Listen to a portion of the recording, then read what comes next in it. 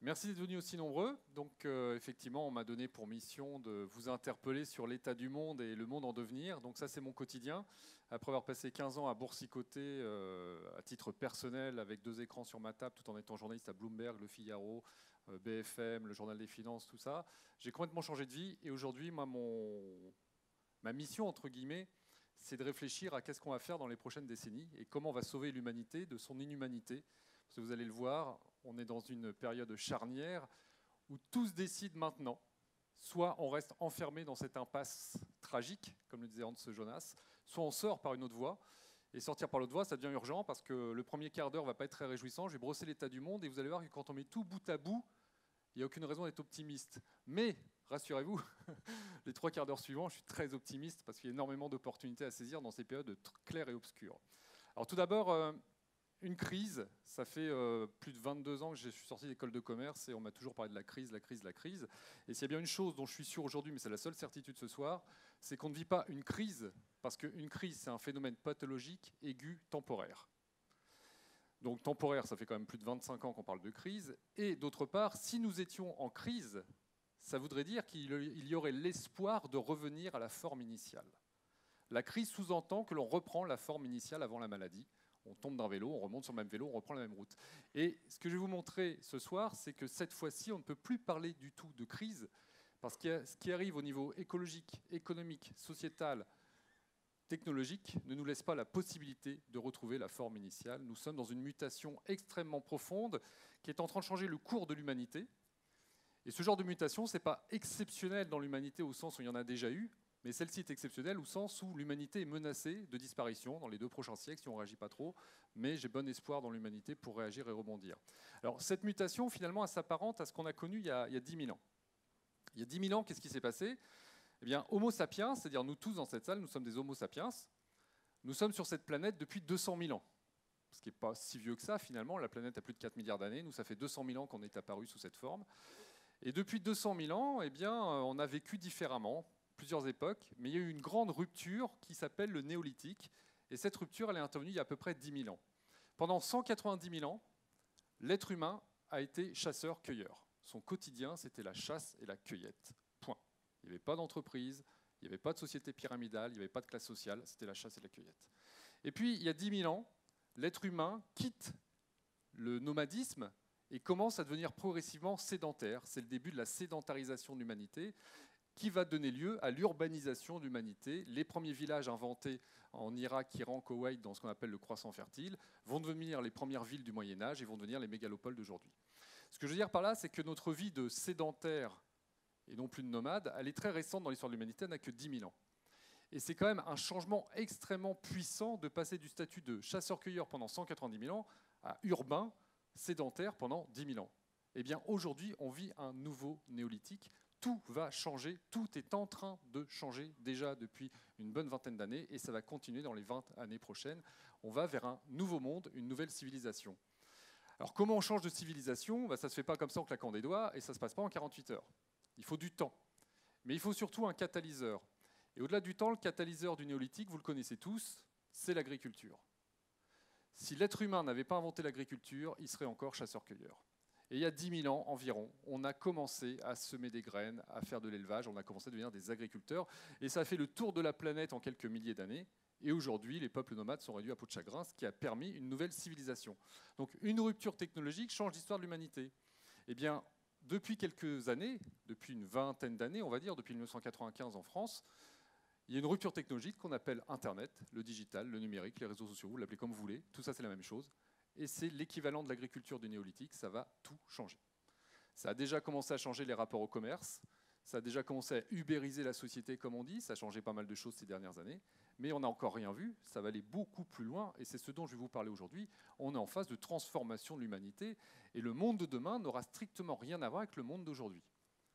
Alors pourquoi il n'aura rien à voir? Parce que, premier constat, le monde dans lequel nous sommes depuis 250 ans, ce qui est extrêmement récent, la première révolution industrielle, repose sur un constat partagé par tous, mais qui n'est pas tenable à long terme. Nous avons besoin de ressources naturelles et notamment de ressources fossiles de manière illimitée pour y envisager une poursuite de la croissance économique moderne. Les ressources fossiles, comme leur nom l'indique, c'est des millions d'années de sédimentation pour avoir du plomb, du cuivre, du pétrole, du zinc, du phosphate, etc. Et en l'espace de 250 ans, depuis la première révolution industrielle, l'humanité a consommé environ, je suis très prudent, 75 à 80% des ressources connues existantes. Alors bien sûr, il en reste encore, mais on va voir que la population mondiale a beaucoup augmenté depuis. Et le problème que nous avons à affronter au cours du XXIe siècle, eh bien, c'est notre rapport aux ressources et notre rapport à la vie de manière générale. L'être humain est le plus grand prédateur que la Terre n'ait jamais porté, et il a un comportement insoutenable dans la durée. Ce que je veux dire par là, c'est que nous avons une cruauté, une cupidité, une boulimie par rapport aux ressources naturelles qui est telle que si nous continuons comme ça, si nous continuons à être complètement déconnectés du vivant, lequel n'est pas un sous-système, mais est la vie, eh bien ça se terminera mal cette histoire. Alors, je sais, pour des vœux, c'est pas très réjouissant de vous dire ça. Ne vous inquiétez pas, on va passer aux bonnes nouvelles après. Mais je commence par le constat. Et la problématique, c'est qu'aujourd'hui, on continue un carnage qu'on a commencé il y a 45 000 ans. Il y a 45 000 ans, Homo sapiens a conquis l'Australie, il a exterminé tous les grands mammifères australiens. Il y a 12 000 ans, Homo sapiens passe le détroit de Bering, il extermine tous les grands mammifères nord-américains, sud-américains. Et puis au XXe siècle et au XXIe siècle, qu'est-ce qu'on fait? On extermine tous les grands mammifères africains, les seuls qui restent. Dans quelques années, plus de singes, plus de tigres, plus de rhinocéros, plus d'éléphants, plus de baleines, etc. On me dirait, on s'en fiche, on n'en a pas besoin économiquement. Peut-être, mais quand même, ils ont leur place dans l'écosystème, dans la chaîne de vie. Et sur le plan économique, ce n'est pas beaucoup mieux, puisque l'économie mondiale moderne repose sur un mythe. Il faut que la croissance se développe sans cesse, mais ça repose sur quoi? Sur des ressources qui sont finies. On n'est pas dans un monde infini. Et là, on a un petit souci. Parce que si l'on veut que tout le monde consomme les mêmes iPhones, les mêmes smartphones, les mêmes climatisations, les mêmes textiles que les Nord-américains et Ouest-européens, eh bien, il va falloir beaucoup plus que les ressources fossiles dont on dispose aujourd'hui. Et là, on a une équation qu'on ne peut pas résoudre à court terme. La croissance mondiale repose sur l'essor de la Chine. La croissance mondiale repose sur l'essor de l'Afrique demain. La croissance mondiale repose sur l'essor de l'Amérique latine. Et puis, on espère un rebond d'une croissance européenne et américaine. Mais il ne faut pas se leurrer, ça ne peut pas revenir, parce qu'il n'y aura pas assez de ressources pour tout le monde. Ça nous contraint donc à imaginer une économie totalement différente, totalement renouvelée. Il va falloir repenser notre rapport à l'économie. Si tout le monde consomme comme un Nord-américain en termes de zinc, plomb, cuivre, pétrole, etc., la règle de 3, elle est simple, il n'y a pas besoin d'avoir fait Polytechnique. X égale tant de ressources, combien pour 7 milliards d'habitants? 5 planètes. Il faut 5 planètes Terre pour que l'humanité consomme comme les États-Unis.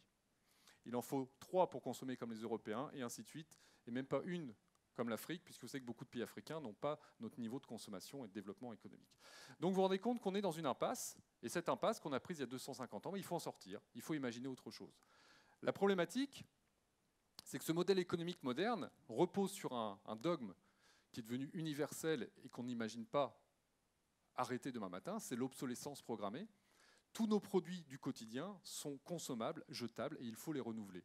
Si on arrête de renouveler, si on fait du durable, du solide, qu'est-ce qui se passe? Là, on est en décroissance quantitative immédiatement. Donc on a un petit souci. Pour que l'obsolescence programmée, inventée en 1930, développée à partir de 1950 par les Américains dans le monde entier, il nous faut un stock de ressources infini. Et on sait que les ressources ne sont pas infinies parce que la planète Terre, elle n'est pas extensible.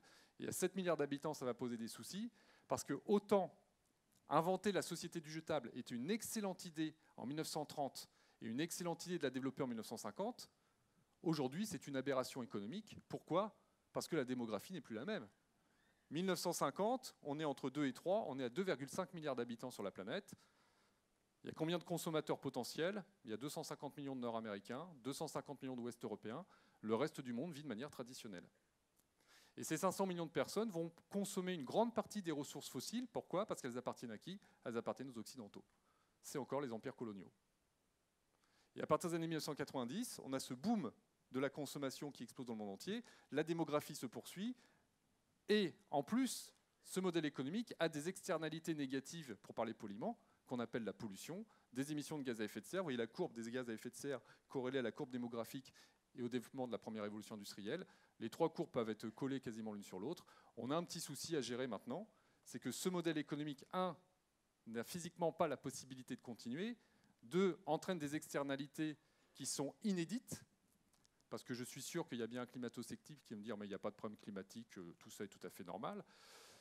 Et bien, ce qui n'est pas normal, c'est que c'est peut-être pas la première fois que la Terre change de température, parce qu'en 4,5 milliards d'années, il y a toujours eu des changements de température, mais c'est la première fois qu'on est 7 milliards à y faire face.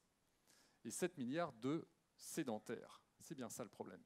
C'est que 7 milliards de sédentaires, ce n'est pas 1,2 million nomades ou 500 millions de nomades qui bougent au gré des récoltes et des climats. Ça va être beaucoup plus compliqué. Et là où ça va être beaucoup compliqué, c'est que ça va coûter extrêmement cher à la société, ça va coûter cher aux entreprises, hein, vous le savez, les primes d'assurance commencent déjà à augmenter pour catastrophes naturelles dans certains secteurs. Ça a des impacts agricoles, puisqu'aujourd'hui dans le monde, il y a des gens qui vont travailler dans des conditions de plus en plus difficiles. Pour les gens qui sont dans le domaine agricole dans la salle, c'est vrai que la météo va être de plus en plus difficile à prévoir, donc ça va être un peu plus compliqué. Ça peut entraîner des pénuries alimentaires dans certaines régions du monde. On peut avoir effectivement risque de pénurie, c'est plus impossible. Un grain de sable dans la chaîne logistique et ça peut changer pas mal de choses. Et on sait aujourd'hui que notre inaction sur ces questions-là, eh bien, coûte cher. Elle entraîne des conflits et des migrations en Afrique. Le Moyen-Orient a connu sa plus forte sécheresse depuis 1000 ans en 2016. Et là, vous voyez la complexité du phénomène. La complexité, ça n'a rien à voir avec les choses compliquées. Quelque chose de compliqué, c'est quelque chose qui est difficile à monter, à démonter. Quelque chose de complexe, c'est que le résultat transcende la somme des parties. Ce que je veux dire par là, c'est que quand c'est complexe, tout est lié. Et on ne peut pas les défaire. Et la complexité, c'est que d'un modèle économique, on en arrive à des impacts écologiques, climatiques, on en arrive à des impacts agricoles, des impacts sociaux qui entraînent quoi? Qui accentuent un phénomène migratoire, parce que si les Syriens, Libyens quittent leur pays depuis 2 ans, bien sûr c'est parce qu'il y a une guerre, mais aussi parce qu'il y a une sécheresse colossale, et que quand on n'a plus rien à manger, eh bien à un moment, on quitte son pays avec son enfant sous le bras. Donc vous voyez à quel point tout s'enchaîne, et derrière c'est une conséquence, c'est qu'on a vu une Europe qui n'existait plus face à ce problème de migration, puisque ça a failli tourner à la crise diplomatique en 2016, et puis aujourd'hui on construit des murs. Et quid de l'Europe, de Schengen dans les 5 prochaines années? Moi je mets un grand point d'interrogation. Non pas que je sois anti-européen du tout, ce n'est pas mon propos, c'est que la question se pose. Et vous voyez l'enchaînement complexe de tous ces éléments, lesquels entraînent des alliances diplomatiques qui se fragilisent, et puis on a un Donald Trump qui est en train de critiquer l'OTAN, qui critique l'Europe. Que va-t-il se passer dans les 4 prochaines années? Encore une interrogation. Tout ça sur fond d'une financiarisation de l'économie mondiale depuis 20 ans, depuis la fin des années 90, la déréglementation financière qui a été entamée. Et aujourd'hui, on a une finance mondiale, j'ai passé quand même pas mal d'années, et je peux vous assurer qu'ils ont complètement pété les plombs. Alors je ne parle pas de la banque locale qui fait son travail, hein, je parle de la finance spéculative. À quoi ça rime, cette finance mondiale qui aujourd'hui se robotise à une vitesse considérable, où ça c'est une salle de marché moderne, voilà, parce qu'un trader, il faut quand même le payer, il mange, il râle, et puis il passe 15 ordres de bourse par seconde. Là, vous avez 200 transactions par milliseconde. Un battement de cils, 200 opérations. Ce qu'on appelle le trading haute fréquence, la gestion alternative quantitative. Et on peut se poser la question de savoir quel est le sens d'une finance mondiale qui ne vient plus apporter des fonds propres aux entreprises, qui ne vient plus apporter du crédit aux entreprises, mais dont le but est de faire de l'argent avec de l'argent à la vitesse de la lumière. À quoi ça sert?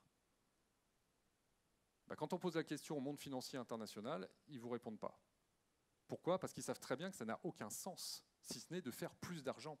Et on en arrive à la fin de notre civilisation.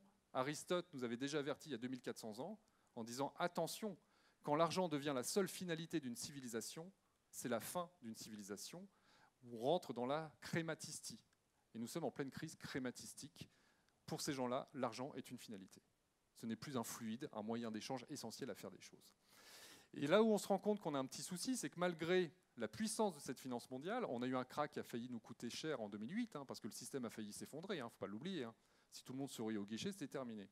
On a mobilisé plus de 10 000 milliards de dollars au niveau américain, européen, les banques centrales, Japon, Banque d'Angleterre. Et est-ce que ces 10 000 milliards, qui représentent quand même 1/5 du PIB mondial, ont permis de relancer la machine économique? La réponse, elle est un peu mitigée. Ce n'est pas tout noir ni tout blanc, mais ce n'est pas phénoménal. Alors 10 000 milliards, ce n'est pas rien. C'est des sommes colossales. Donc on arrive en bout de course, et même nos représentants mondiaux, comme le FMI, Christine Lagarde en 2016 a plusieurs fois dit « Je suis très inquiète pour la croissance économique mondiale ». Elle a raison d'être inquiète parce qu'il n'y aura pas de retour à la croissance qu'on a connue dans les années 90. Ce n'est pas possible.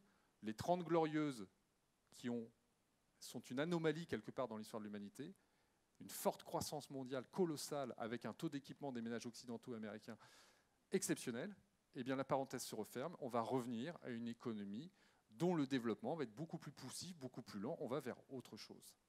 Et j'irai même plus loin, on est en train de tourner une page de 250 ans et on va écrire une nouvelle histoire. Et cette nouvelle histoire, quand on prend un zoom arrière, finalement ça n'a rien d'étonnant. Regardez ce que nous dit David Brower. Il prend l'histoire de la Terre, alors il se réfère à la Bible, pour qu'on soit croyant ou pas croyant, la référence est intéressante. 6 jours, création de la Terre, en 6 jours, pourquoi pas. Notre planète naît le lundi à 0 heure. Lundi, mardi, mercredi, la Terre se forme. La vie commence le mercredi à midi et se développe dans toute sa beauté organique pendant les 3 jours suivants. Samedi après-midi à 4 heures, les grands reptiles apparaissent. 5 heures plus tard, à 9 heures du soir, lorsque les séquoias sortent de terre, les grands reptiles disparaissent. L'homme n'apparaît qu'à minuit moins 3 minutes. Le Christ naît un quart de seconde avant minuit. Un quarantième de seconde avant minuit commence la révolution industrielle. Il est maintenant minuit samedi soir et nous sommes entourés de gens qui croient que ce qu'ils font depuis un quarantième de seconde peut continuer indéfiniment. Je trouve que c'est une belle leçon d'humilité. Ce que nous vivons, c'est une étincelle à l'échelle de la planète et de la vie sur cette Terre. D'où l'ouverture à penser autrement et à imaginer qu'il puisse y avoir autre chose.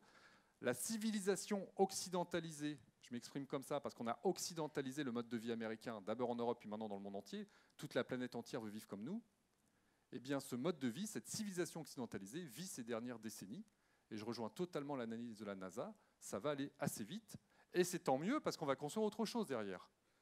La bonne nouvelle, c'est que, et après j'arrête les mauvaises nouvelles, on va aller vers les bonnes nouvelles, c'est que les 5 facteurs d'effondrement des grandes civilisations sont réunis. On est dedans, ça y est, on est dedans. Quels sont les 5 facteurs d'effondrement des grandes civilisations? C'est un monsieur qui s'appelle Jared Diamond, que vous connaissez peut-être, qui a écrit un livre qui a fait beaucoup de bruit en 2008, ça s'appelait Collapse, effondrement.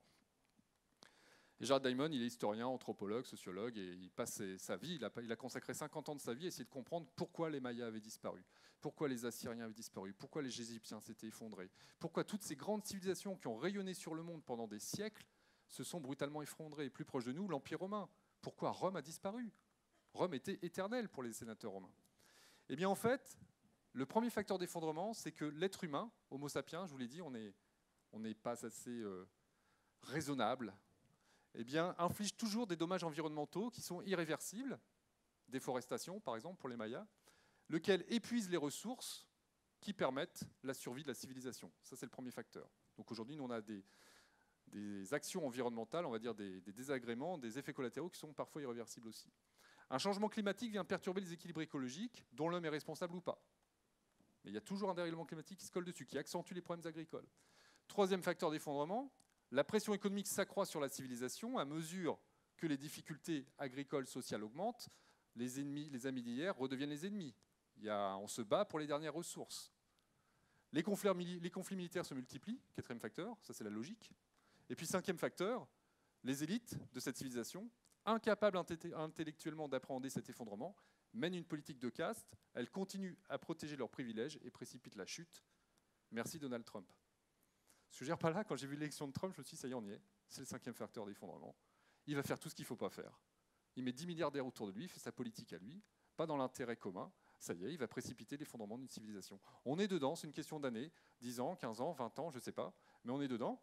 Alors la bonne nouvelle, maintenant j'arrête, ça fait 15 minutes que je vous parle de choses peut-être un peu brutales pour certains, je ne sais pas.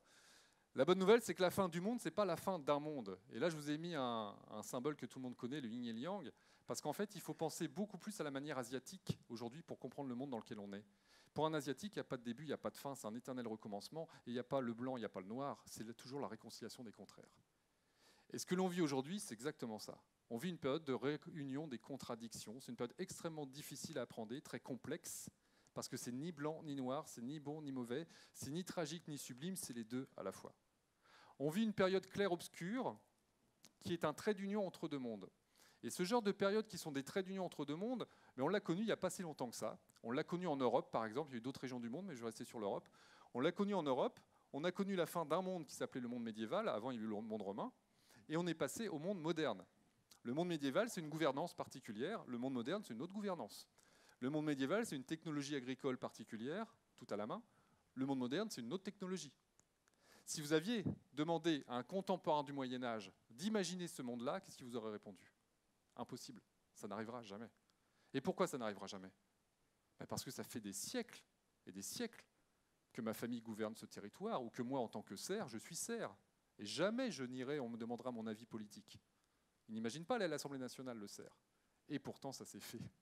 Ce que je veux dire par là, c'est qu'aujourd'hui, on est à la fin de ce monde-là, à la fin du monde moderne, et je vais vous parler d'un nouveau monde qui arrive. Et vous allez tous secouer la tête en disant, ça n'arrivera jamais. Il est trop idéaliste, ce Yannick Rousseau, ça ne marchera pas.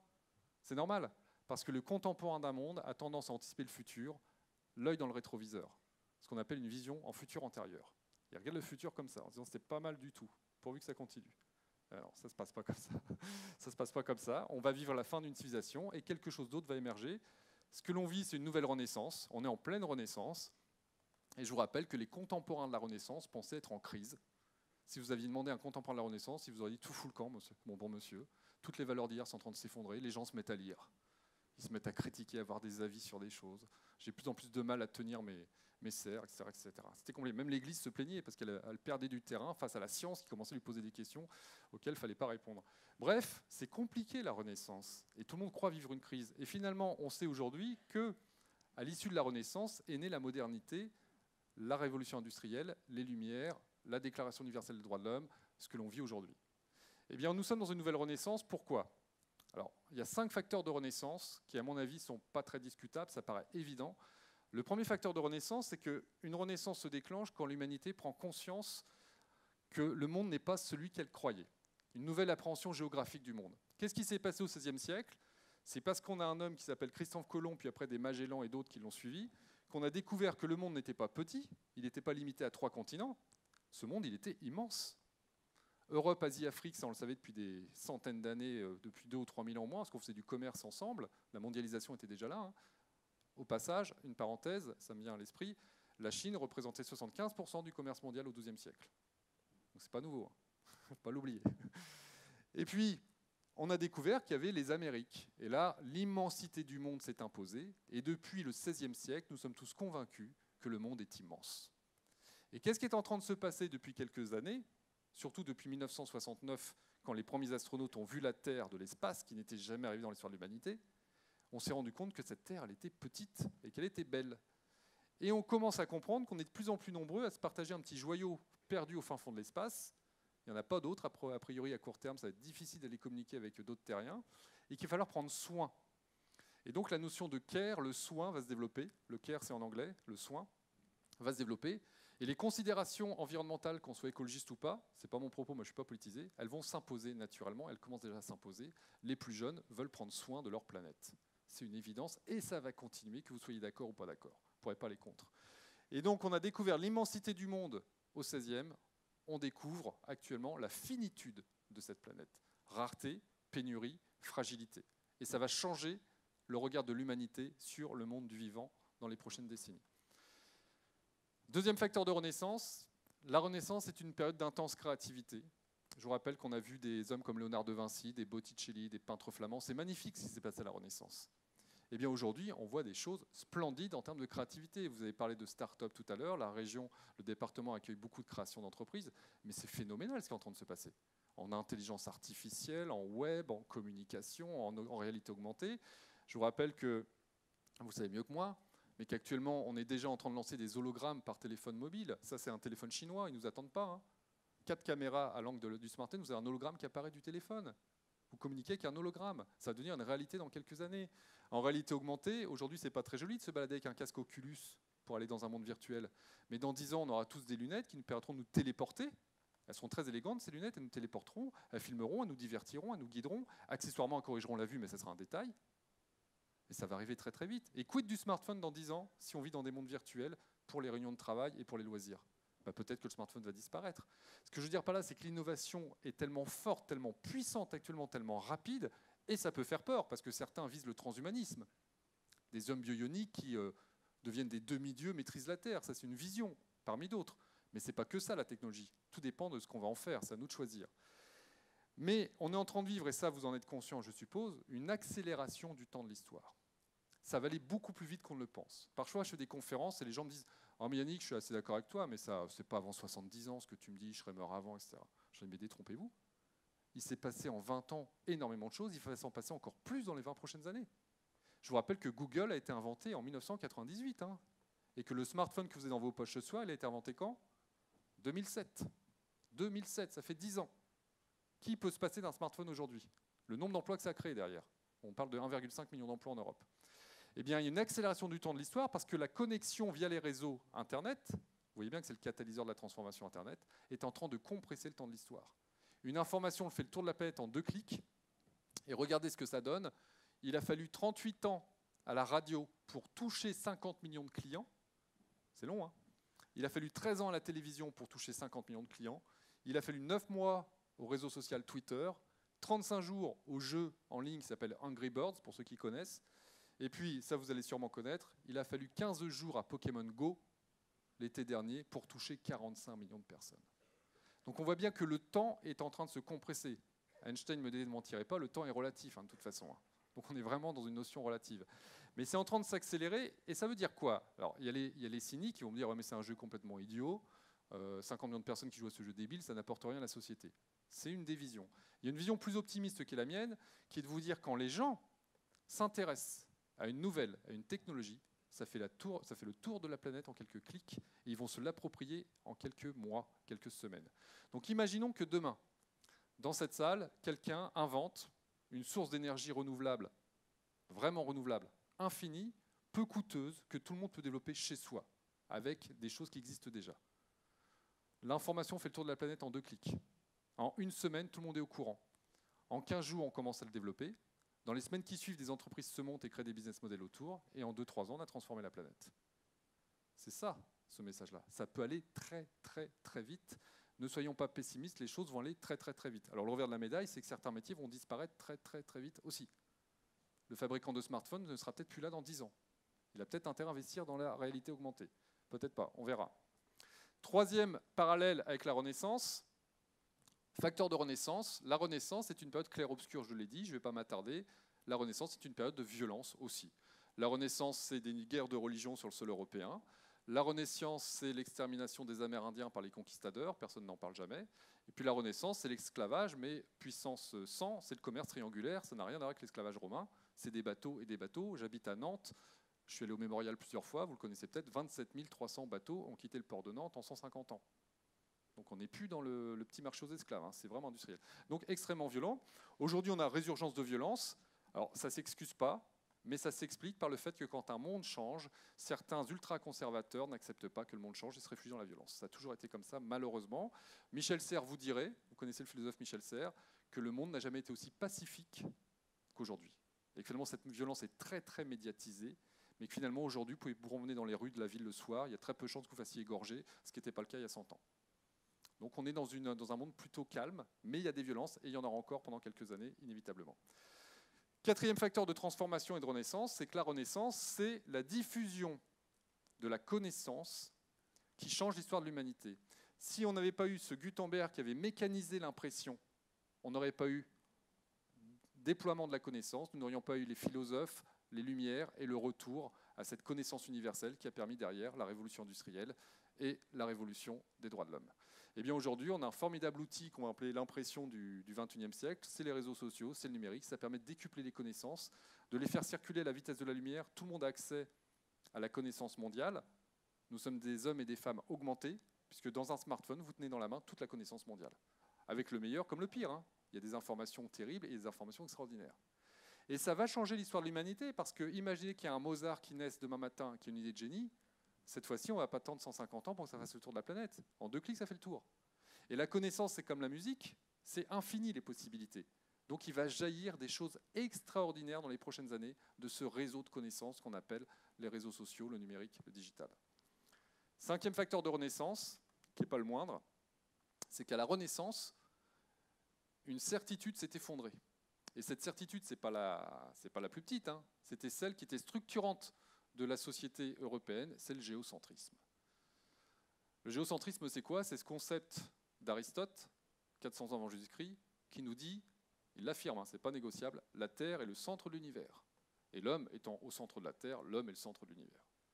Et pendant 2000 ans, les scientifiques du monde grec, du monde romain, d'une partie du monde arabe, du monde européen, ont continué à affirmer que la Terre était le centre de l'univers. Certains avaient calculé la circonférence de la Terre. Ptolémée, 2e siècle, avait calculé que la Terre était ronde. Par contre, il faisait un schéma du géocentrisme. Ça, c'est le système solaire de Ptolémée. Ça nous fait sourire aujourd'hui, un cercle d'étoiles. Mais ce que je veux dire par là, c'est que Ptolémée innovait, pensait, trouvait des choses, mais jamais il n'avait remis en cause le géocentrisme, le postulat de départ. Vous appliquez ça à vos entreprises, ça veut dire quoi? C'est-à-dire qu'on fait de l'innovation, mais on ne remet jamais, enfin rarement, il faut dire jamais, on remet rarement en cause le géocentrisme. La vérité structurante qui n'est pas négociable. Et ce qui va nous arriver dans les prochaines années, c'est qu'il y a beaucoup de géocentrismes qui vont voler en éclats comme à la précédente Renaissance. On va changer de vision du monde parce que la fin du géocentrisme, ça a été l'acceptation de l'ignorance. Parce que dès lors que vous acceptez que les plus grands cerveaux se sont plantés pendant 2000 ans, c'est pas rien, 2000 ans d'erreur, hein. C'est pas 20 ans d'erreur, hein. C'est pas 20 ans de gestion ou 30 ans de gestion hasardeuse, c'est 2000 ans. 2000 ans, c'est énorme. 2000 ans d'erreur, on accepte qu'on s'est complètement planté pendant 2000 ans. C'est une sacrée humilité, ça. Et derrière, de cette ignorance, de cette acceptation de l'ignorance, jaillit la révolution scientifique et la révolution industrielle. L'humilité, parce qu'on accepte qu'on s'est complètement planté et qu'on faisait complètement fausse route.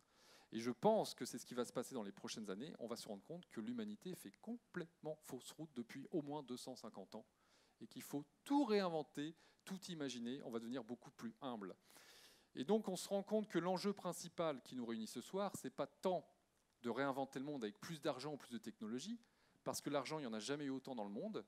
Je vous rappelle que la finance mondiale n'a jamais été aussi dopée aux anabolisants, hein. Le montant des dividendes versés à Wall Street en 2016 est historiquement élevé. Il n'a jamais été aussi élevé. Il n'y a jamais eu autant d'argent dans le monde, hein. On fabrique des billets tous les jours à la Banque Centrale Européenne et la Banque Centrale Américaine. Alors, ce n'est pas des papiers, hein, c'est des écritures informatiques. On appelle ça les quantitative easing, les injections de liquidité, mais on crée de l'argent. Donc de l'argent, il y en a plein. Il est mal irrigué, ok, mais il y en a. Est-ce qu'on a un problème technique pour imaginer le monde de demain? Non, parce qu'on a vu que les technologies, il y a une profusion de créativité. Je suis sûr que dans la salle, des gens vont inventer des choses extraordinaires dans les prochaines années. Donc il va y avoir révolution industrielle, nouvelle révolution industrielle. En revanche, le plus dur, c'est de s'attaquer à ce qu'on a là dans nos têtes. La vraie révolution, il faut la faire là. Il faut s'attaquer à nos géocentrismes. Edgar Morin le dit très joliment, c'est la manière de penser que nous utilisons pour trouver des solutions aux problèmes les plus graves de notre ère mondialisée qui constitue elle-même un des problèmes les plus graves que nous devons affronter. Nous devons penser autrement. Nous devons remettre en cause nos géocentrismes. Nous devons faire notre révolution copernicienne, comme ils disent au CJD. Revenir toujours en arrière. Et finalement, si je m'étais planté, et finalement, si je reprenais le problème à zéro. Et si on ne fait pas ça, on ne trouvera pas la solution. Et quelque part, Edgar Morin nous invite à passer du ou au et. Le ou au et, c'est passer de la pensée binaire en silo à la complexité. La complexité, c'est arrêter de penser qu'il y a un problème climatique d'un côté, qu'il y a un problème écologique, qu'il y a un problème agricole, qu'il y a un problème économique, qu'il y a un problème social, qu'il y a un problème de formation, qu'il y a un problème de santé, d'éducation, etc. Tout est lié. C'est le même problème. Si on aborde les choses en silo, on ne trouve pas de solution. Si on aborde les choses dans leur complexité, on ne trouve pas de solution simple. Parce que la complexité n'appelle pas de solution simple, elle appelle des solutions complexes. Donc la solution complexe, c'est de comprendre que ça ne sera jamais bon ou mauvais, que ça ne sera jamais parfait ou imparfait, c'est toujours un mélange des deux. On est dans le compromis permanent, on est obligé de faire l'un et l'autre. Donc on va vers le mieux, mais on tient toujours compte d'une multiplicité de facteurs. Alors là, on en arrive au fait que notre vision du monde est en train de s'étioler, vous l'avez bien compris. Ce qui est intéressant quand on regarde l'histoire de l'humanité, c'est que quand une civilisation s'effondre, on voit les barbares déferler. Alors les barbares, ce n'est pas des méchants, ce n'est pas des incultes, hein. Les barbares, c'est ceux qui n'appartiennent pas à la civilisation qu'ils attaquent. Il y avait une frontière romaine qu'on appelait le limes. Tous ceux qui vivaient en dehors de la frontière, c'était des barbares. Et qu'est-ce qui s'est passé au IVe siècle, quand Rome a commencé à s'effondrer? On a vu déferler les hordes de barbares, les Ostrogoths, les Visigoths, les Alamans, ils sont venus piller l'Empire romain. Et ce qui est très drôle, si je peux me permettre de parler ainsi, c'est que comment les barbares ont pillé Rome, à quelle vitesse et pourquoi ils sont allés aussi vite, sont rentrés dedans comme dans du beurre? Parce que les Romains avaient construit un réseau de voies, qu'on appelait la voie romaine, extraordinaire en termes de logistique. Alors ça a servi les Romains pour développer le commerce pendant plusieurs siècles, puis ça leur a servi pour faire circuler la légion romaine, l'armée. Mais le jour où il y a eu une attaque de barbares, quand la légion romaine a commencé à s'écarter un petit peu, ils ont pénétré par la voie romaine, ils ont fait exploser l'Empire en l'espace de quelques décennies. Et bien aujourd'hui, qu'est-ce qui nous arrive? Regardez ce que nous avons fait dans les années 70. On a inventé un fabuleux réseau de communication qui s'appelle Internet, au CERN en Suisse. En 1992, Al Gore lance les autoroutes de l'information aux États-Unis. En 1995, j'étais un des premiers à me connecter sur Wanadu. Et puis en 1998, tout le monde avait une connexion Internet dans les villes, on va dire. Et puis en quelques années, tout le monde s'est connecté. On a créé un réseau de communication fabuleux. Et qu'est-ce qui s'est passé en 1998? Pouf! Une émergence du réseau, comme une bulle qui sort du réseau. Cette bulle, c'est Google. 1998. D'où ils sortent ces gens-là? Ils ne viennent pas de l'économie traditionnelle. Non, ils viennent du réseau. Le réseau fait naître Google. Ils émergent. Et après Google, Facebook, Twitter, Airbnb, Uber, et ça continue. Boum, boum, boum, des bulles qui sortent de partout, des émergences du réseau.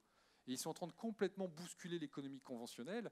Ils sont en train d'attaquer une forme de civilisation avec des armes qui sont, vous êtes libéraux, on est encore plus libéraux que vous. Il n'y a pas de règle. Ils ne se gênent pas. Et ils vont vite. Ils utilisent un réseau de communication que nous avons bâti. Et derrière, ils viennent prendre les parts de marché que certains ont bâties pendant des décennies, voire 2 siècles pour certaines familles d'entrepreneurs. Et ils viennent se servir, un peu comme les barbares de l'Empire romain. Ils viennent prendre et ils repartent. Ils repartent où? On va le voir après, ils repartent en bourse. Mais ce qui est intéressant, parce que c'est jamais bon ou mauvais, ça serait très facile de critiquer le GAFA en disant Google, Amazon, Facebook, c'est pas bien. Mais c'est ni bien ni mauvais. C'est que sans eux, il n'y aura pas de bâtisseur, on le verra après. Par contre, ce qui m'intéresse, c'est que ces barbares, ils ont une façon de penser qui est beaucoup plus complexe que la nôtre. C'est-à-dire que si Google avait été une entreprise conventionnelle, qu'est-ce qu'ils auraient fait? Ils avaient un beau moteur de recherche en 1998 qui s'appelle toujours Google. Ils l'auraient développé, ils l'ont fait. Ils auraient racheté AltaVista, ils auraient racheté Yahoo, ils auraient racheté tous les moteurs de recherche. Et ils seraient devenus le numéro 1 mondial du moteur de recherche. Vous croyez que c'est ce qu'ils ont fait? C'est pas ce qu'ils ont fait du tout. Ils ont laissé leur moteur de recherche se développer, c'était la vache à lait. Et puis après, on s'étend sur les côtés, parce que leur métier, c'est pas le moteur de recherche, leur métier, c'est l'algorithme. Et un algorithme, on peut l'appliquer partout. Et du coup, ils sont allés imaginer une voiture sans chauffeur, ce qu'aucun autre constructeur n'avait imaginé avant eux, ce qui est quand même dingue. Hein. Ils sont passés où les ingénieurs de Peugeot, Renault, Volkswagen? Bah derrière, ils rattrapent leur retard, ils pédalent maintenant. Mais c'est Google qui a lancé la voiture sans chauffeur. Qui a inventé une lentille oculaire avec puce électronique, laquelle lentille calcule votre taux d'insuline, et si vous êtes diabétique, il y a une injection qui se fait automatiquement à la ceinture grâce à un petit appareillage. Qui aurait dû inventer la santé connectée? Alors déjà, Sanofi aurait dû le faire. Donc Sanofi, ça y est, s'associer avec Google. Ils ont compris que c'était leur intérêt, sinon ils allaient disparaître. Et puis il y a un leader français, un champion français qui aurait dû inventer cette lentille connectée. Il vient de racheter un géant italien. Essilor. Essilor devrait se lancer dans la lentille connectée, la lunette connectée. Ils ne le font pas. Alors je n'ai pas de leçon à leur donner, mais je leur dirais attention, soyez très très vigilants. Parce que si vous ne bougez pas, dans 10 ans, vous avez beau racheter le leader italien, c'est Snapchat qui va vous donner des ordres.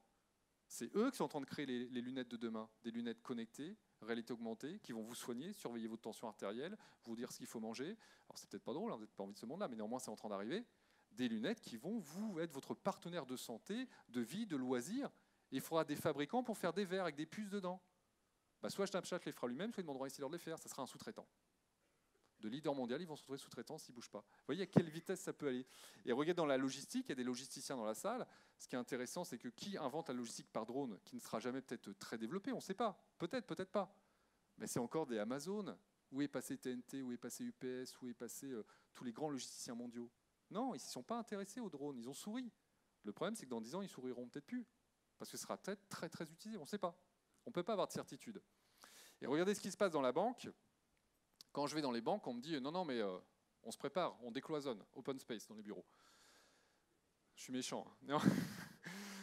Néanmoins, le discours que je tiens, si je dis aux banquiers, attention, parce que vous avez beau avoir 200 ans d'histoire, 150 ans d'histoire, et puis une assise financière large, et être à la tête d'une pyramide qui tient bien la route, il y a des petits barbares qui arrivent là, qui s'appellent Facebook, qui s'appellent Beidou, qui s'appellent iTunes, Apple, qui s'appellent Orange.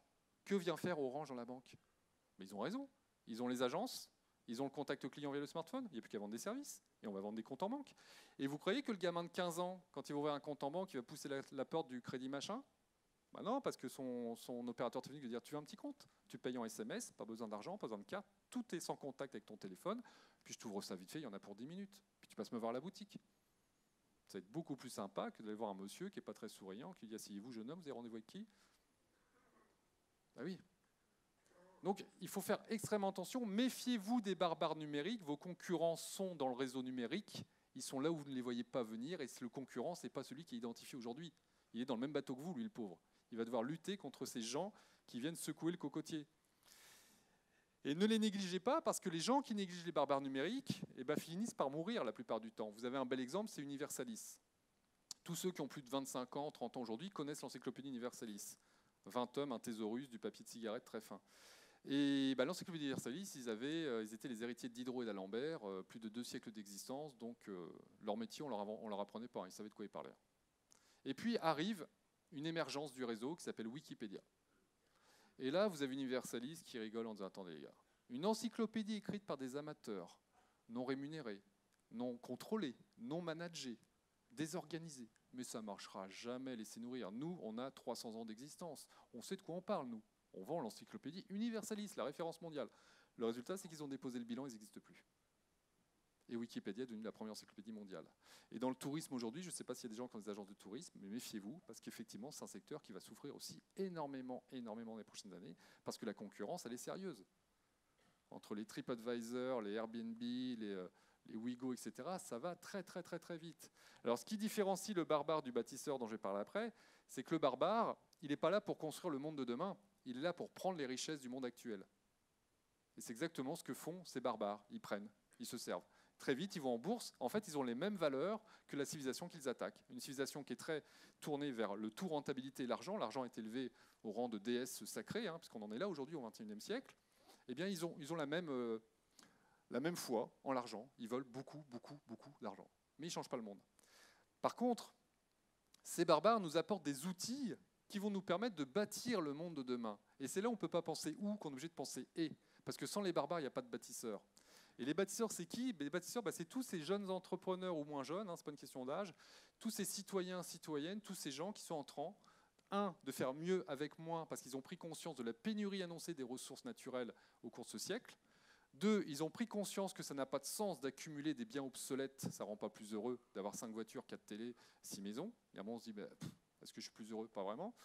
Et quelque part, ils sont en train de réinventer l'entreprise, la société, les collectivités, en redonnant du sens. Pourquoi je le fais? À quoi ça sert? 2, en réconciliant la nécessaire rentabilité avec le bien-être individuel et avec la protection du vivant. Et c'est les 3 en même temps. C'est le « et », ce n'est pas l'un ou l'autre. C'est les 3 en même temps. Et ces bâtisseurs, ils ne sont pas très nombreux, mais ils ont un pouvoir de conviction et d'action extrêmement puissant. Et quelque part, je les compare aux premiers chrétiens de l'Empire romain. Pourquoi? Ces bâtisseurs, alors il y a plein de noms, je vous en livre quelques-uns en bataille: Alter, Maker, Locaveur, Vegan, Communers, ceux qui fabriquent, qui bidouillent, qui mangent bio, qui circulent à vélo, qui font des césures dans leurs études, qui partent à l'étranger, qui reviennent, ils veulent du sens dans l'entreprise. Vous les côtoyez, tous ces jeunes-là? C'est des bâtisseurs. Ils veulent bâtir leur vie.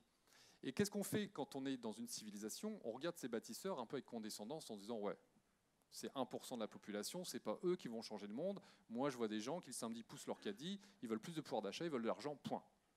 Détrompez-vous, c'est toujours une minorité déterminée et active qui change le monde. Qu'est-ce qui s'est passé à Rome? Ce n'est pas les barbares qui ont mis fin à l'Empire romain, c'est le christianisme qui a fait péricliter l'Empire romain. Vous avez une poignée d'individus qui arrivent du Moyen-Orient, une secte juive qui arrive du Moyen-Orient, et ils plaident des valeurs qui vont à l'encontre de ce que prêche l'Empire romain. L'Empire romain, c'est le polythéisme, il parle de monothéisme. L'Empire romain, l'économie repose sur l'esclavage, il parle de dignité et de respect de l'être humain. Et qu'est-ce qui se passe? Au début, on les néglige, on les réduit au silence, c'est le martyr chrétien. Et puis au IVe siècle, en 307 de mémoire, vous avez un empereur qu'on appelle Constantin qui se convertit au christianisme. Et c'est le début de la fin de l'unité romaine. Il se convertit au christianisme parce qu'il espère réunifier l'Empire romain autour d'une seule religion. C'est un coup de poker un peu. Il choisit le christianisme pour des raisons diverses. Ça, je ne rentrerai pas dans ce débat. Je vous laisse avec vos références. Et le christianisme, qu'on n'imaginait pas devenir la religion d'État 4 siècles avant, devient la religion d'État de l'Empire. Schisme entre Byzance et Rome, séparation en deux de l'Empire, et les barbares rentrent et font éclater l'Empire. Et bien aujourd'hui, on a des gens qui vous disent qu'ils veulent manger autrement, qui veulent penser autrement, qui veulent vivre autrement, qui veulent travailler autrement, voire pas travailler, et qui voient la vie autrement. Et on a tendance à ne pas les écouter. Méfiez-vous des petits groupes d'individus, c'est eux qui changent le monde, ça a toujours été ainsi. Margaret Mead nous le rappelle, c'est toujours un petit groupe d'individus qui change le monde, c'est toujours ainsi que le monde a changé. Si vous voulez un deuxième exemple, 1913, les bolcheviks fomentent un attentat contre le tsar. Personne n'aurait misé un kopek sur les bolcheviks, tellement ils étaient minoritaires et pas en capacité de faire tomber un régime qui tenait la route depuis déjà plusieurs décennies, voire plusieurs siècles. 1917, voilà, vous connaissez la suite, ils ont fait tomber l'Empire. Ça va très vite. Alors comment fonctionnent ces bâtisseurs aujourd'hui? Eh bien, ces bâtisseurs, ils sont en train de réinventer le monde à l'aune d'un regard frugal. La frugalité, c'est faire mieux avec moins de gâchis, moins de déchets, moins de pollution. Et regardez par exemple cette jeune fille, moi j'aime beaucoup leur façon de penser. Cette jeune fille de 19 ans, elle va en Afrique et elle décide de faire tourner un panneau solaire parce qu'elle se dit qu'en le faisant tourner, on va améliorer le rendement énergétique du panneau. Alors là, les ingénieurs environnementaux occidentaux la regardent avec condescendance. Ma petite cocotte, si un panneau, on pouvait le faire tourner, on l'aurait fait depuis longtemps. Nous aussi, on sait que le soleil tourne. Si on ne fait pas tourner le panneau, c'est parce que l'énergie pour faire tourner le panneau serait tellement importante que le panneau aurait un rendement insignifiant. Donc, on fait des panneaux fixes. Oui, mais cette jeune fille, elle ne pense pas comme un ingénieur occidental classique, elle pense comme un bâtisseur. Donc, elle pense avec tous ses neurones connectés, complexes. Elle se dit, qui vous a dit de faire tourner un panneau avec un moteur? Moi, je vais le faire tourner, ce panneau, sans énergie. Comment elle fait? Elle met un vase plein d'eau le matin, un vase vide de l'autre côté, un circuit fermé qui passe sous le panneau, de la chaleur qui fait bouillir l'eau d'un côté, évaporation goutte à goutte, et toute la journée, le panneau tourne. Il fallait juste y penser. Et le soir, vous avez de l'eau bouillie. Donc le petit garçon, là, au lieu de faire 12 km pour aller au puits, il a de l'eau bouillie qui est propre, si elle est consommable. Ça, c'est un esprit bâtisseur. Ce jeune garçon, il a décidé de filtrer l'eau qui est impropre à la consommation au niveau de la bague et au niveau de la gourde, et pas dans une station de filtration en amont à 20 km avec des tuyaux percés. Ça coûterait beaucoup moins cher dans certains pays de mettre des filtres à l'entrée des maisons, voire au robinet, plutôt que de vouloir construire des trucs centralisés. On est dans la décentralisation totale. Idem pour des éoliennes qu'on peut faire avec des bidons et des bouts de bois. Ce monsieur néo-zélandais, il a décidé de récupérer tous les sacs plastiques usagés, tout ce qui empoisonne nos océans et qui crée ce fameux 7e continent de plastique. Il fait des briques, du parpaing avec, il construit des maisons en plastique. C'est isolant, c'est léger, c'est moins fatigant et ça coûte pas cher. Ces jeunes garçons au Cameroun, ils ramassent des sacs plastiques, ils font des parpaings en faisant fondre et en le mélangeant avec un autre composant pour faire des briquettes qu'on peut utiliser sur les routes ou sur les maisons. On est dans l'optimisation des ressources et partout dans le monde ça existe. Ces bâtisseurs, ils développent une approche qu'on appelle le do it yourself. Je fais par moi-même, je répare par moi-même, je bidouille, je répare. On appelle ça les makers aussi, dans des Fab Labs. Qu'est-ce qui est intéressant dans le do it yourself? C'est que le do it yourself, le fait de réparer avec des tournevis et des marteaux, se répand actuellement dans la société mondiale, occidentale, mais aussi ailleurs en Afrique, qui font du do it yourself depuis toujours quasiment. Il est en train de se développer en Occident pour des raisons économiques. Le revenu des ménages baisse, donc plutôt que de mettre ce vieil ordinateur au rebut, on va le réparer pendant 2 ans, 5 ans, 7 ans, 10 ans. La télévision, on va la réparer. Alors pas tous, hein, mais ça commence. Pour des raisons économiques, je répare. 2, pour des raisons écologiques, prise de conscience du gâchis, je répare. Un ordinateur, c'est polluant, donc il faut le faire durer. 3, c'est sympa de faire du do-it-yourself. On va dans un Fab Lab, on rencontre des gens, on échange avec des jeunes, des moins jeunes, et on reprend son autonomie technologique. On apprend à être maître de sa machine. 4, tous les didacticiels, tous les tutoriels pour réparer tout et n'importe quoi sont gratuits en ligne sur YouTube. Vous avez tout sur YouTube. Et là, vous voyez à quel point Internet est l'agriculture du néolithique. C'est un catalyseur de transformation. Sans Internet, sans YouTube, le do-it-yourself ne se développerait pas comme il se développe aujourd'hui. Et il va continuer à se développer parce qu'on a une génération connectée qui arrive aux manettes de la société dans les prochaines années. Mais là, ça ne va pas faire vos affaires, messieurs, dames, parce que si tout le monde fait du do-it-yourself, si 30% de la population mondiale commence à réparer, bidouiller, faire durer, qu'est-ce qui se passe?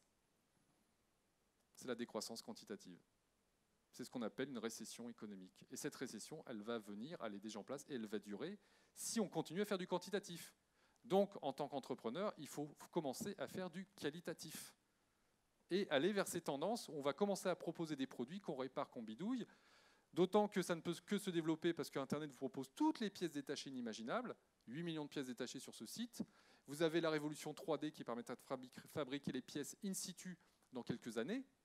Il est évident qu'on va arrêter de jeter des ordinateurs, des télévisions en fonctionnement ou parce qu'une pièce plastique est cassée sur une machine à laver qui coûte 10 centimes la pièce, mais il y a 300 € de déplacement et de main-d'œuvre. On la fabriquerait et on répare à soi-même. D'autant que l'esprit réseau nous permet de nous connecter et de nous parler entre nous. Donc Internet est le catalyseur d'une société qui se réhumanise, contrairement à ce que disent les non-utilisateurs d'Internet. Tous les gens qui me disent Internet, ça isole les gens, c'est les gens qui n'utilisent jamais les réseaux sociaux. Ils n'ont pas une page Facebook qui vous dit non, ça rend complètement abruti, Internet, ça ne sert à rien.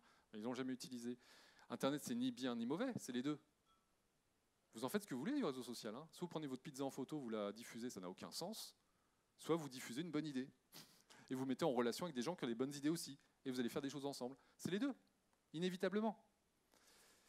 Et cette économie de la mise en relation, du bidouillage, du partage, elle est en train de petit à petit s'instaurer. On rentre dans une économie beaucoup plus collaborative. Et là, une fois encore, c'est un coup d'épée mis dans le modèle économique du XXe siècle.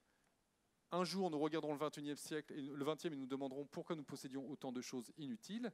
L'économie du partage, c'est une réalité. On a vu Uber, on a vu Blablacar déferler ces dernières années. Ça va continuer.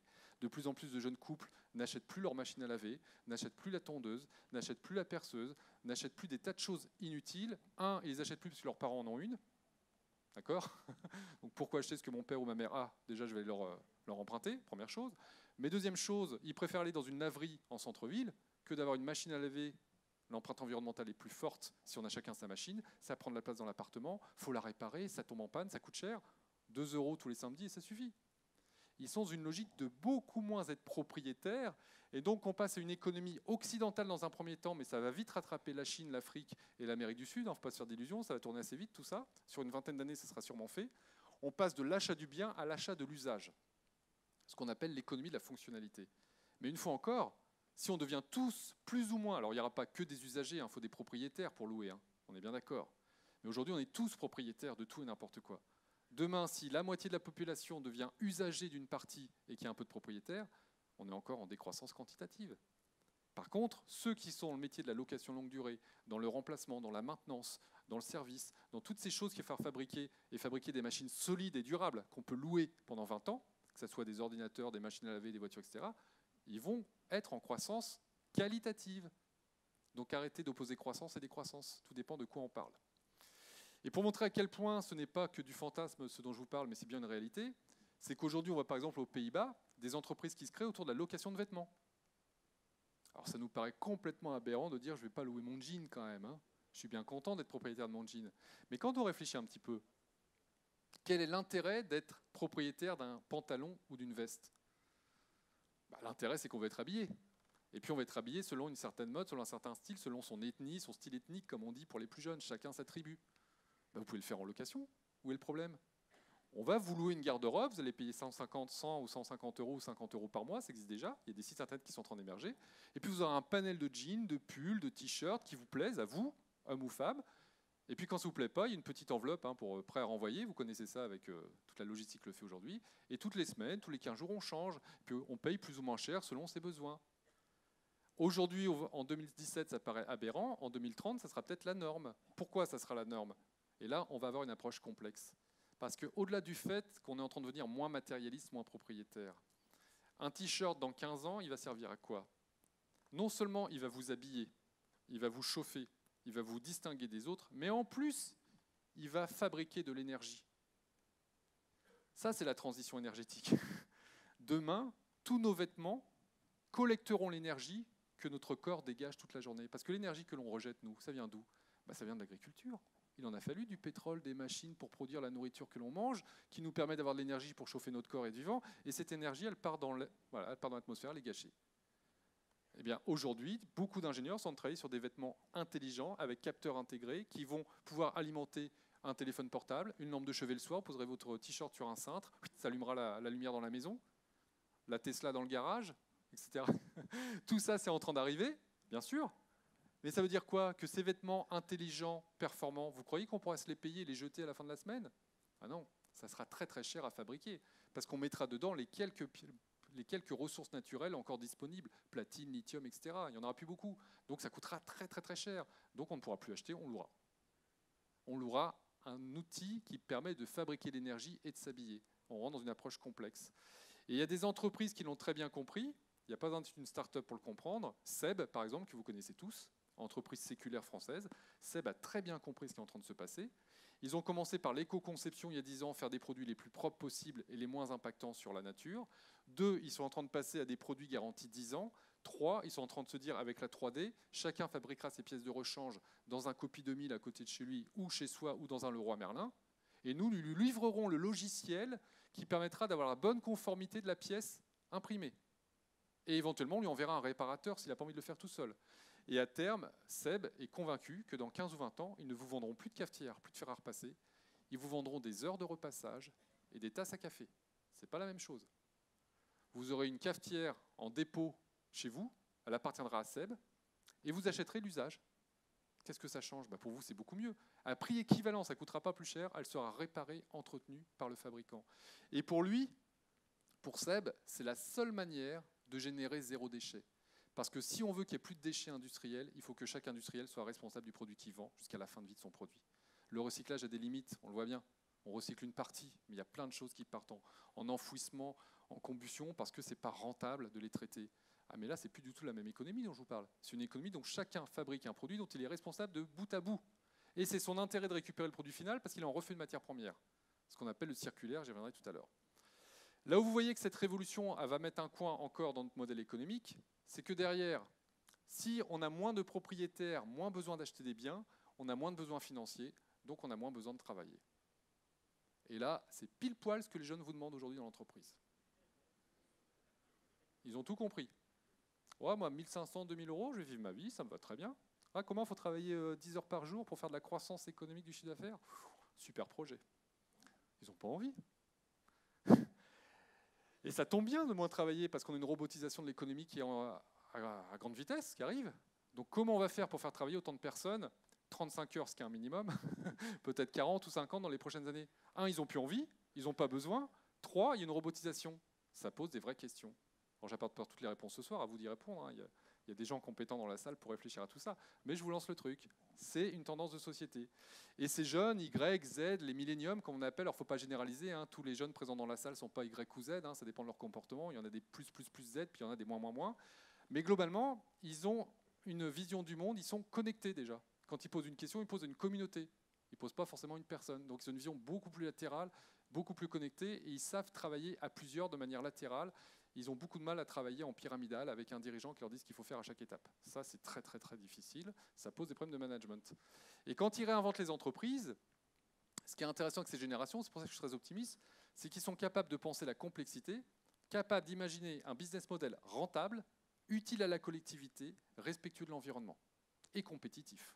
Parce qu'il ne faut pas se leurrer, on est quand même en compétition mondiale, donc il faut être compétitif. Ce jeune qui a monté Carnot Computing, regardez comment il a réfléchi.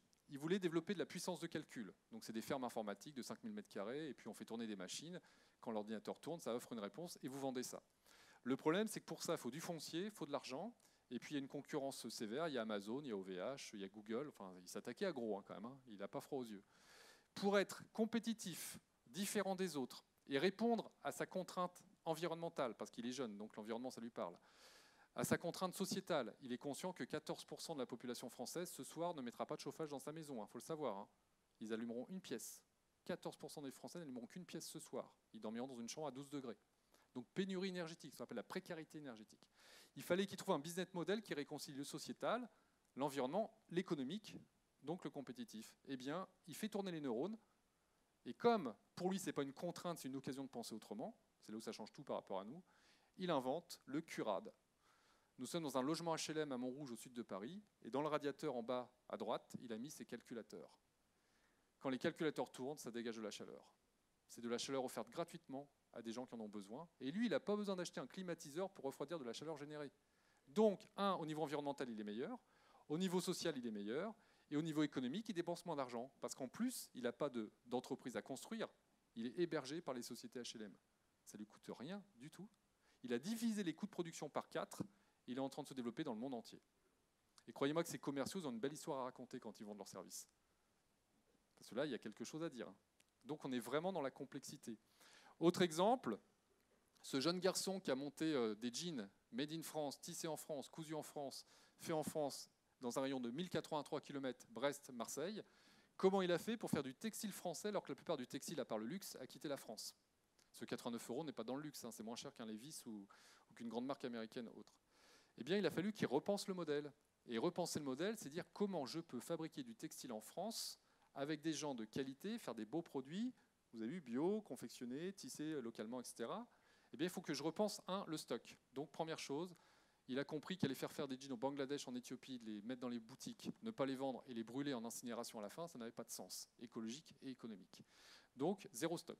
Quand vous allez chez 1083 aujourd'hui, vous essayez un pantalon, vous le reposez, vous le payez, et on vous dit, vous revenez en 6 semaines, on va vous le fabriquer. Il fallait juste y penser. Et tous les gens du métier disent, ça ne marchera jamais, parce que le client, il faut son produit tout de suite. Eh bien, c'est totalement faux, parce que ce jeune homme, il ne vend pas des jeans, il vend des valeurs, il vend un écosystème de valeurs. Et quand on achète des valeurs, on est prêt à attendre, à patienter, parce qu'on y croit à ces valeurs. Et c'est pour ça que ça marche. Et ces valeurs, comment ça marche? Eh bien, il a créé un écosystème de fournisseurs français, glissières, fil à coudre, etc. Tous dans un rayon français. Et s'il veut tenir sa promesse de travailler qu'avec des gens dans un rayon de 1083 km, eh bien, il faut qu'il prenne soin de ses fournisseurs. Et au lieu de le faire à la traditionnelle, quel est ton prix? Allez, je te le divise par 2, je te demande 10% parce que tu es encore trop cher, même si ça me convient. Lui, il fait tout le contraire. Il va voir ses fournisseurs en disant, c'est combien la glissière? Le type lui dit, je sais pas, 3 centimes. 3 centimes, mais comment tu fais pour vivre avec ça? Bah, je vis pas, je survis. Ah non, mais moi, je veux pas que tu survives, je veux que tu vives. Parce que si toi, tu disparais, ma promesse, elle est caduque. Et mon business model s'effondre. Donc, mon intérêt est que tu sois en bonne santé pour que moi, je sois en bonne santé. Et ce jeune garçon, il fonctionne comme la nature nous l'apprend. Pour que je sois en bonne santé, il faut que mon écosystème soit en bonne santé.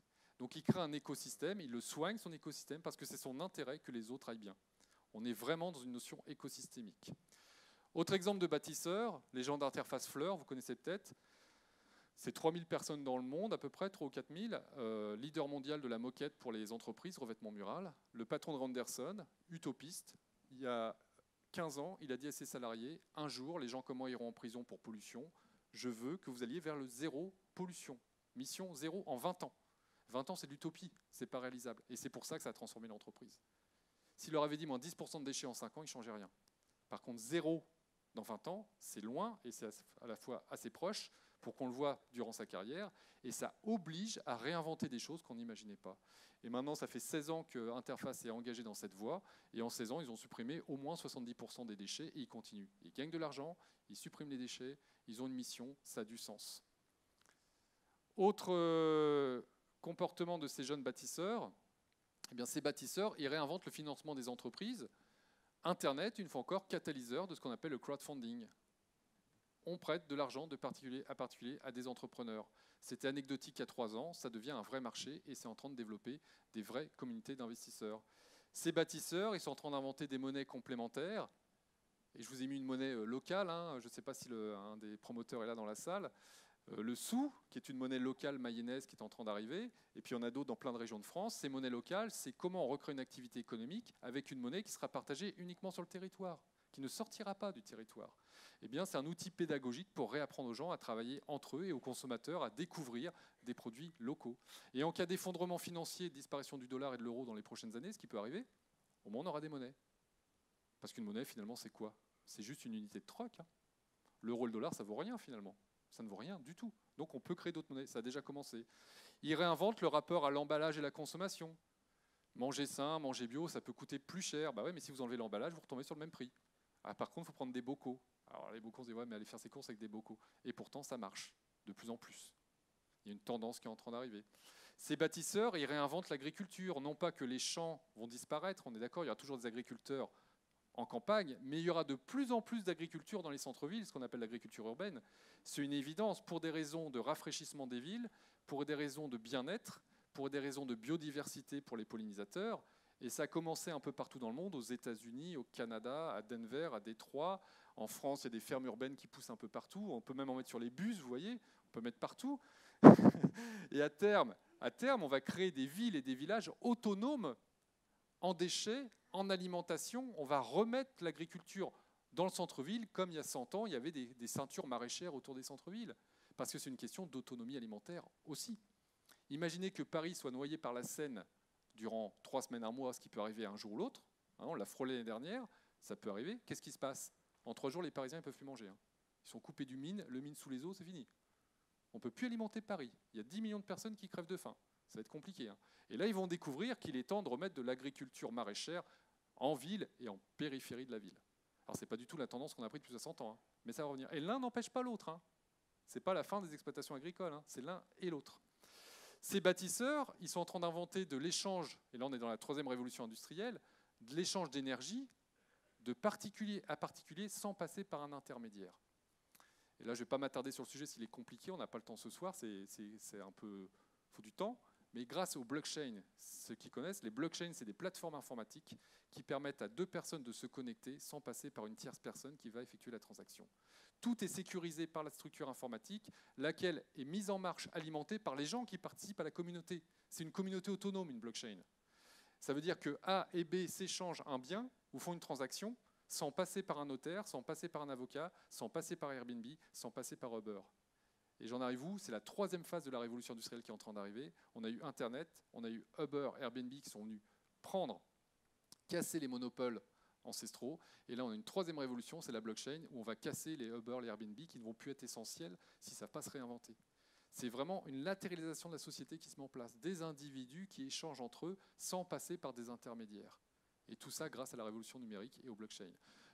Creusez ça chez vous tranquillement, il y a plein d'articles. C'est un peu compliqué au départ, il faut s'y plonger, mais vous allez voir que c'est en train de changer le monde. Et si les prospectivistes ne se trompent pas, en 2025, c'est une technologie qui sera à maturité, dans 8 ans. Dans 8 ans, il y aura des blockchains peut-être un peu partout dans nos économies. Et donc beaucoup d'entreprises qui disparaîtront, qui n'auront pas su s'adapter. Ces bâtisseurs, ces plus jeunes, ils sont d'une génération beaucoup plus nomade. Ils disent plus « allô », ils disent « t'es où ». Donc leur relation au travail, elle est également en train de changer. Parce que travailler 8 heures par jour derrière un bureau dans une zone industrielle, ça ne les excite pas plus que ça. Je ne sais pas, on demandera aux plus jeunes ce qu'ils en pensent tout à l'heure. Par contre, venir 2 jours dans l'entreprise pour partager du lien social, oui. Travailler dans un tiers-lieu en périphérie de la ville où j'ai fait moins de voitures, moins de bouchons, je rencontre des gens d'autres entreprises, il y a du brassage, il y a une connexion et débit, ça oui, c'est motivant. Et puis le vendredi après-midi à la maison si possible, comme ça je terminerai mon travail tout seul. Génial. Et là, vous avez une organisation du travail qui est en train de voler en éclats. C'est fini dans les prochaines années d'avoir des gens dans une boîte 8 heures par jour, 5 jours sur 7. Ça n'intéressera plus grand monde. Bien sûr, dans l'industrie, on sera obligé de faire venir les gens. Mais il faudra quand même penser à mettre des petits roulements pour que certains puissent emmener les enfants à l'école le matin, par exemple. Il y a une forte demande. Le nombre de jeunes que je rencontre qui démissionnent parce qu'ils ne peuvent pas conduire leur enfant à l'école. C'est fou, hein? C'est fini le temps où on sacrifiait tout pour le travail. Hein. Et comme le dit Joël de René, l'entreprise de demain est une plateforme d'intelligence collective. C'est des intelligences qui vont s'interconnecter. C'est du réseau social. Quel est l'intérêt de se voir tous les jours 8 heures par jour? Ça n'a pas de sens. Surtout si c'est pour boucler son bureau, pour être tranquille. Ça n'a aucun sens. Et ce qui me fait dire que l'entreprise, ce qui fait l'entreprise, ce n'est pas les murs de l'entreprise, c'est les valeurs qu'on partage. Et ça tombe bien, s'il y a toute une génération qui vous demande du sens, qui veulent savoir pourquoi ils viennent travailler. Et dans 15 ou 20 ans, mais ça sera la norme, on saura pourquoi on vient travailler. Le comment, on s'en fiche, c'est le pourquoi qui m'intéresse. À quoi ça sert? Et aujourd'hui, dans les entretiens de recrutement, ils disent aux dirigeants, qu'est-ce que vous me proposez? Et ça veut dire qu'en termes de management, cette révolution en cours va nous obliger à penser de manière polycellulaire. Le polycellulaire, c'est quoi? C'est une fois encore la manière dont la nature fonctionne. Chaque cellule est autonome tout en étant interdépendante. L'autonomie dans l'interdépendance. Là, on est dans le « et ». Ce n'est pas contradictoire. Regardez le corps humain. Chaque organe vital est autonome. Il sait ce qu'il a à faire, il fait son job. Et en même temps, il est interdépendant de tous les autres organes. Et ce qui fait le liant, c'est le sang. Et le résultat de l'interdépendance, eh ben, c'est la vie. Le résultat transcende la somme des parties. Si vous cultivez le polycellulaire dans vos organisations, vous allez transcender les résultats. Des gens épanouis, créatifs, heureux de travailler, capables de passer de l'un à l'autre, mais il faut mettre à disposition le fait qu'ils peuvent accéder à l'ensemble des connaissances et qu'on fasse voler en éclats les cloisons physiques et hiérarchiques, bien entendu. Et donc on passe d'un modèle économique très centré sur la création de valeur au singulier à la création de valeur au pluriel. Et vous connaissez cette approche de dire qu'il faut être capable dans les prochaines années d'être performant au niveau économique, mais ça vous savez le faire, sinon vous ne seriez plus là ce soir. D'être performant au niveau environnemental, c'est une impérieuse nécessité si on veut que l'espèce humaine survive sur cette planète. Et puis d'être performant au niveau social, sociétal, d'apporter du bien-être aux individus, parce que sinon ils ne viendront pas chez vous. Mais traiter les choses ensemble, de manière complexe et jamais en silo. Parce qu'aujourd'hui, moi je rencontre des entreprises qui sont très performantes au niveau économique, accessoirement, elles mettent un peu l'accent là-dessus, mais pas trop, parce qu'elles n'ont pas envie. Puis là, elles font le minimum. Elles me disent, ça ne marche pas ton truc. Bah non, forcément, vous les traitez en silo. On appelle ça du greenwashing. Ce qui compte, ça reste la performance économique. Et dès qu'il s'agit de prendre une décision environnementale ou sociale, ah non, non, marche arrière. Ça coûte un peu trop cher. Et c'est des gens qui n'ont pas compris que ça ne coûte pas trop cher. Ça va créer des valeurs. Si, par exemple, vous déménagez demain en banlieue, dans une zone industrielle immonde, et que vous ne dites pas à vos collaborateurs que vous allez travailler là-bas, c'est une obligation parce que les murs sont trop petits, vous allez avoir les meilleurs qui vont démissionner dans l'année. Et combien ça coûte, les meilleurs qui partent? Ça coûte très cher, parce qu'on n'aura pas eu d'approche globale. Voilà, je referme la parenthèse. Pour conclure ce que leur passe, encore 5 minutes, nous vivons une nouvelle renaissance, je me permets ce jeu de mots, SENS, parce que le pourquoi, la recherche de sens, d'utilité va devenir discriminante dans les prochaines décennies. Et si vous m'avez suivi tout à l'heure, la renaissance, c'est la fin du géocentrisme. Donc il faut se poser la question de savoir quel est le géocentrisme qui va voler en éclats au cours des prochaines années, des 2-3 prochaines décennies, qui va faire que l'humanité va faire un saut quantique philosophique. On va s'élever très haut et on va devenir plus humain qu'on n'a jamais été. Parce qu'on n'est pas encore assez humain aujourd'hui. On est toujours en train de se faire la guerre entre nous et de se tirer dans les pattes. Eh bien, à mon avis, la clé du monde de demain, c'est la fin de l'anthropocentrisme. Alors, c'est un mot un peu barbare. Anthropos en grec, c'est l'homme. L'anthropocentrisme, c'est tout tourne autour de l'être humain. Et c'est ce qui est en train de tuer la civilisation occidentalisée. L'être humain est le centre de la Terre, est le centre de l'univers, inconsciemment. Et tout tourne autour de nous. Et le vivant n'est qu'un sous-système au service de l'humain. Et ça fait des siècles que ça dure. L'homme est hors sol. On est tellement hors sol qu'aujourd'hui, notre modèle économique demande des sacrifices qu'aucun être humain n'aurait fait avant le néolithique. Les chasseurs-cueilleurs n'auraient jamais sacrifié la santé de leurs enfants pour croître plus. Ça n'avait pas de sens. Et aujourd'hui, on en arrive à des extrémités où pour générer un point de PIB, on va accepter, tolérer que des enfants vivent avec des doudous masques toute la journée, qu'ils absorbent des choses dans leurs poumons qui sont complètement irrespirables. Et ça m'amène à dire que l'être humain a un grand challenge au XXIe siècle. Chacun de nous doit reprendre sa juste place dans la chaîne de vie. Sa juste place, ça ne veut pas dire sacraliser la nature. La nature peut faire beaucoup de mal aussi aux vivants. Ce n'est pas une déesse nature. Ce n'est pas sacraliser le ver de terre ou l'abeille. C'est juste reprendre notre place. Nous sommes un élément d'une chaîne de vie, de l'infiniment petit et l'infiniment grand. Et notre place, elle est importante parce qu'ayant un cerveau qui nous a permis de dominer la planète, on a une responsabilité supérieure sur le monde végétal et animal. Et il va falloir qu'on prenne nos responsabilités. De l'adolescence, il faut passer à l'âge adulte. L'humanité est encore trop adolescente. Et dès lors qu'on aura fait ce saut philosophique, que l'on aura décidé d'imaginer une société où l'économie fait avec et non plus contre ou sans le vivant, on va avoir un champ de possibilités colossal et ça sera vraiment une révolution sociétale, philosophique, environnementale et technologique. Une vraie révolution de l'économie. Dès lors qu'on fait avec, on peut par exemple se rendre compte que le CO2, plutôt que de le nier en se disant il n'y a pas trop de problème de CO2, c'est pas grave, se dire c'est une ressource. Qu'est-ce que je fais de cette ressource? Je la valorise, j'en fais du carburant. Einstein disait déjà, regardez profondément dans la nature et alors vous comprendrez tout mieux. Toutes les solutions aux problèmes de l'humanité sont sous nos pieds, sous nos yeux. Le problème, c'est qu'on n'écoute pas, on ne regarde plus. Je vais vous donner plein d'exemples. L'approche qui peut sauver l'humanité et nous permettre de vivre dans une économie réconciliée avec l'individu et le vivant, les trois ensemble, le « et », j'insiste, c'est ce qu'on appelle le biomimétisme. Le biomimétisme, c'est observer le vivant pour en tirer des applications technologiques humaines. Alors on a commencé il y a quelques années à imiter la forme, imiter le chardon, par exemple, pour faire du velcro, mais on l'a fait avec des produits chimiques qui ne sont pas biodégradables. Donc c'était qu'une première étape. Maintenant, il faut imiter la matière et il ne faut pas déstabiliser l'écosystème. Et au niveau énergétique, par exemple, en termes de transition, on s'acharne à mettre des grandes hydroliennes au fond des océans. General Electric vient d'abandonner d'ailleurs, c'est trop cher, ça ne marche pas. Il faut du béton pour laisser l'eau au fond de l'eau, donc ce n'est pas très écologique finalement. Et il suffit pourtant de regarder ce que font les animaux. Vous avez déjà vu un poisson avec une hélice dans l'eau? Aucun poisson n'a une hélice dans le dos, parce que l'hélice n'est pas naturelle dans l'eau. Dans l'eau, le mouvement naturel, c'est ça, l'ondulation, ou c'est ça. Eh bien, il y a une start-up qui a créé des hydroliennes ondulantes. Voilà, il fallait juste y penser. La solution, elle est sous nos yeux. Tant qu'on n'a pas vu une hélice au fond des océans, il ne faut pas imiter l'hélice. Les matériaux, on a besoin de matériaux extrêmement solides. Le problème, c'est que la sidérurgie, les aciéries, ça demande énormément d'énergie pour faire des aciers, pour faire des carbones Kevlar. Comment on fait le bernique? Chimie froide.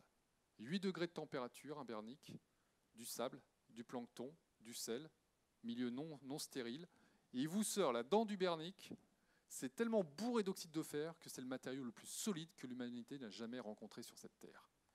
Et le grand mystère, c'est de comprendre comment ça se passe. Ce qui veut dire que la science ne doit plus être un outil de maîtrise du vivant.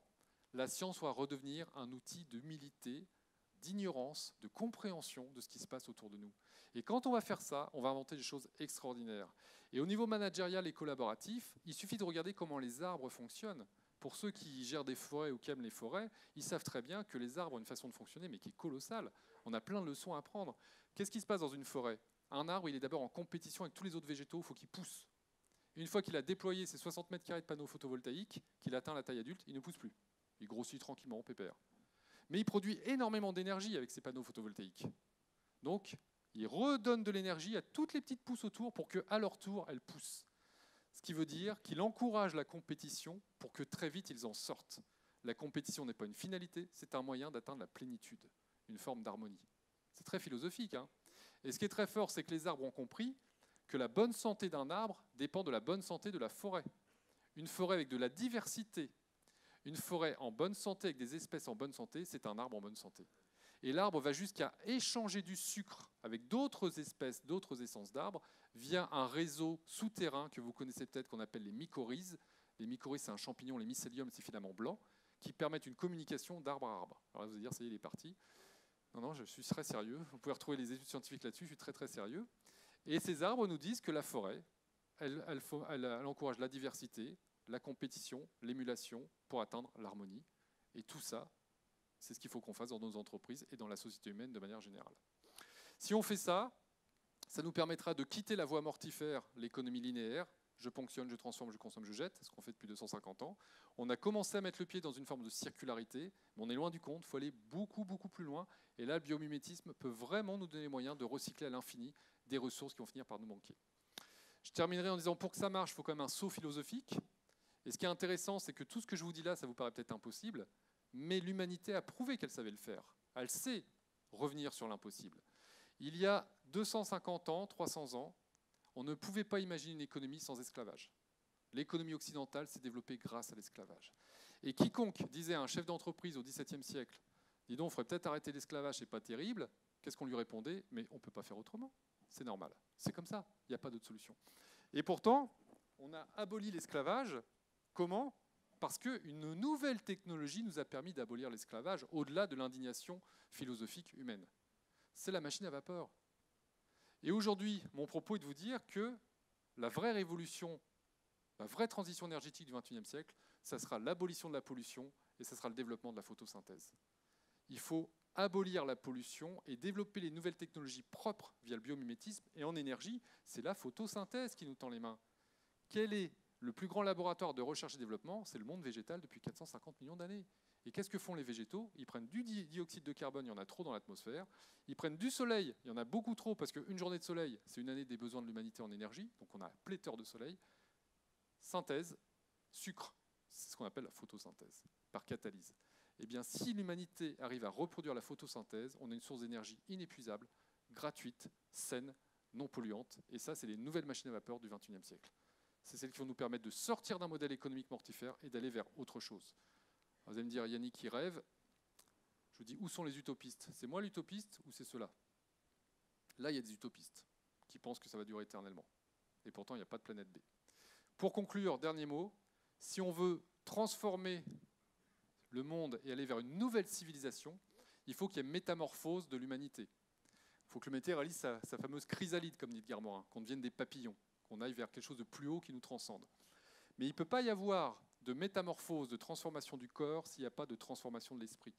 Et l'un ne peut pas se faire sans l'autre. Donc si vous voulez métamorphoser les choses autour de vous, si vous voulez changer votre monde, pour changer le monde, changer votre façon de regarder les choses, il faut faire sa métanoïa. Chacun fait sa métanoïa et on fait une grande métamorphose collective. Donc je vous laisse réfléchir à votre métanoïa et je vous remercie pour votre écoute. Merci encore.